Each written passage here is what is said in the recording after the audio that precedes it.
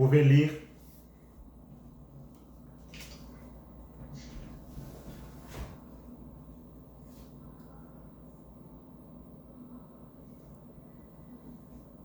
Verset 38 à 39.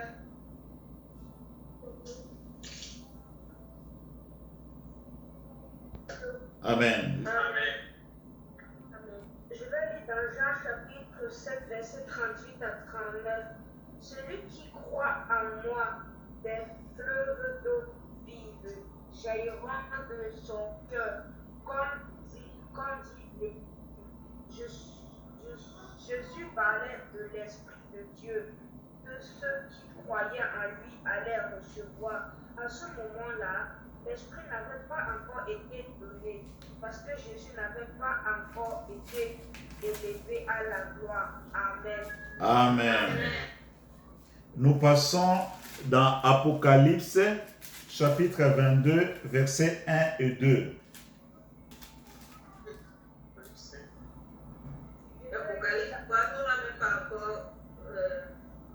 Apocalypse 22, 1 et 2. Nous rappelons que, comme nous faisons tous les jours, dans toutes les lectures, celui qui retiendra quelque chose, il pourra nous les partager. Est-ce que je peux lire? Oui. Attends. Apocalypse 22, verset 20. Versets 1 et 2. Ah, ok. Gloire à Dieu. Amen. L'ange me montra aussi le fleuve d'eau de la vie, brillant comme du cristal qui jaillissait du trône de Dieu et de l'agneau. Et coulait au milieu de la place de la ville. De chaque côté du fleuve se trouve l'arbre de la vie, qui donne des fruits 12 fois par année. Une fois chaque mois, ses feuilles servent à la guérison des nations. Gloire à Dieu. Amen. Enfin, nous passons dans Ézéchiel chapitre 47, versets 1 à 9. Combien? 1 à 9.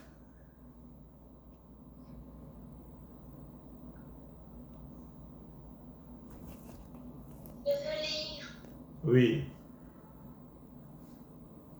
Il me ramena vers la porte de la maison, et voici de l'eau sortait sur le seuil de la maison. Était à l'Orient, l'eau descendait sur le côté droit de la maison, au midi de l'autel. Il me conduisit par le chemin de la porte septentrionale, et il me fit faire le tour par dehors jusqu'à l'extérieur de la porte orientale. Et voici l'eau coulait du côté droit. Lorsque l'homme s'avança vers l'Orient, il avait dans la main un fardeau, et il mesura 1000 côtés. Il me fit traverser l'eau, et j'avais de l'eau rouge. Il mesura encore 1000 côtés, me fit traverser l'eau, et j'avais de l'eau jusqu'aux genoux. Il mesura encore 1000 côtés, et me fit traverser, et j'avais de l'eau jusqu'aux reins. Il mesura encore 1000 côtés. C'était un torrent que je ne pouvais traverser, car l'eau était si profonde qu'il fallait y nager. C'était un torrent qu'on ne pouvait traverser. Il me dit, as-tu vu de l'or? Et il me ramena au bord du torrent. Quand il me ramena, voici, il y avait sur le bord du torrent chaque côté. Il me dit, cette eau coulera vers le district oriental, descendra dans la plaine et entrera dans la mer. Lorsqu'elle se sera jetée dans la mer, les eaux de la mer deviendront saines. L'être vivant qui se me vivra partout où le torrent pleura.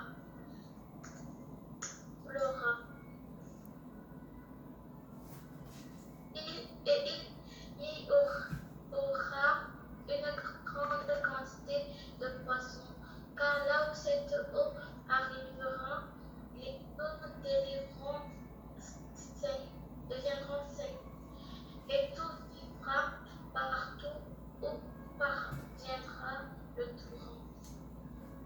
Amen. Amen. Que Dieu vous bénisse pour la lecture. Alors, nous passons directement au partage. Notre temps avance à grands pas. Dieu parle à tout le monde par la lecture. La Bible, on dit que c'est une grande forêt. Tous nous pouvons lire les mêmes versets, mais nous n'aurons pas la même compréhension. Alors, nous partager ce que le Seigneur vous a fait comprendre sera nous bénir. Nous commençons par les enfants. Est-ce que quelqu'un dans ces lectures a retenu quelque chose? Oui, c'est Ange. Joyce. Merci Joyce, pouvez nous partager?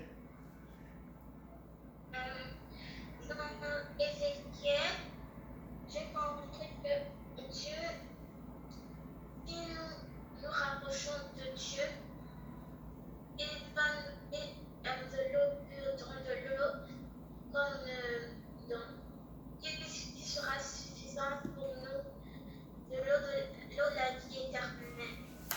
Alors, s'il apporte personne, je peux aller dans le sens de conclure. Ces partages, nous l'avons commencé depuis la semaine passée.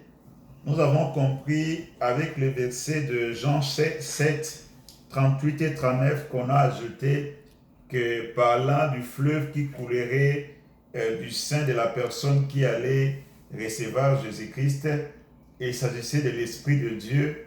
Et comme le papa André vient de dire encore quelque chose de très important, l'eau est composée de l'hydrogène et de l'oxygène. Ce sont des molécules qui sont indispensables à la vie de l'homme.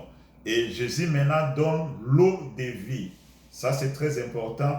Et c'est une manière de nous montrer le Saint-Esprit, les rôles qu'il joue, les rôles de vivifier.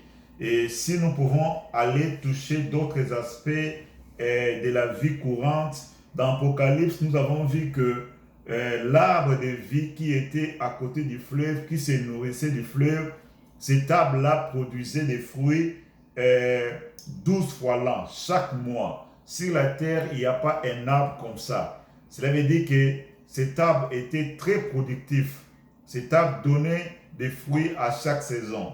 Et dans Ézéchiel, chapitre 47, verset 9 qu'on a lu, on a vu que partout où l'eau allait couler, il allait y avoir la vie. J'avais vu le désert comme pas possible. J'ai toujours essayé de m'imaginer la grandeur de ces déserts, les déserts de Sahara pour ceux qui connaissent l'Afrique.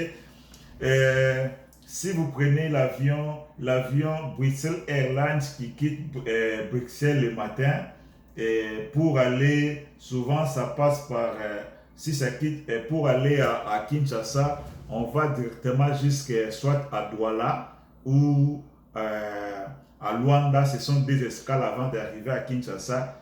Vous verrez qu'on commence à traverser les déserts à partir des 12 heures, désert du Sahara, jusqu'à quand on va arriver le soir, ça sera toujours les déserts. Et je m'imagine quelle est la grandeur du désert du Sahara. Et à l'époque, nous connaissons le président Kadhafi. il avait fait un projet d'irrigation de prendre l'eau du fleuve Congo chez nous pour aller arroser son pays, les Kadhafi, pour aider la production agricole. Donc, l'eau est importante dans la vie, même dans la production. C'est aussi pareil, le Saint-Esprit, la Bible dit, parlant de Jésus-Christ, il aurait l'esprit de force dans la production, dans tous les domaines de la vie, que ce soit sur le plan spirituel, que ce soit dans tous les domaines, on a besoin du Saint-Esprit.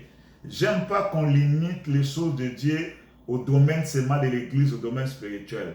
Parce que Dieu est partout et Dieu veut établir une alliance avec les hommes pour que lui se montre comme le Père pourvoyeur, comme le roi. En Israël, il n'avait pas de roi et Dieu lui-même voulait être leur roi.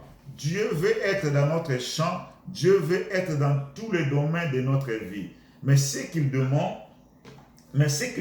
de nous est que, pas seulement que nous sachions que c'est tout sur le Saint-Esprit, mais que nous soyons remplis de cette eau.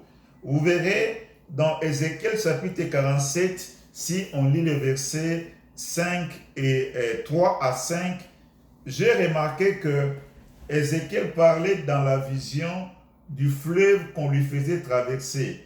Et premièrement, quand il avançait, l'eau s'arrêtait au niveau des chevilles. Il a encore avancé de 1000 coudées, l'eau est montée jusqu'aux genoux. Il a encore avancé de 1000 coudées, l'eau est montée jusqu'au niveau des reins.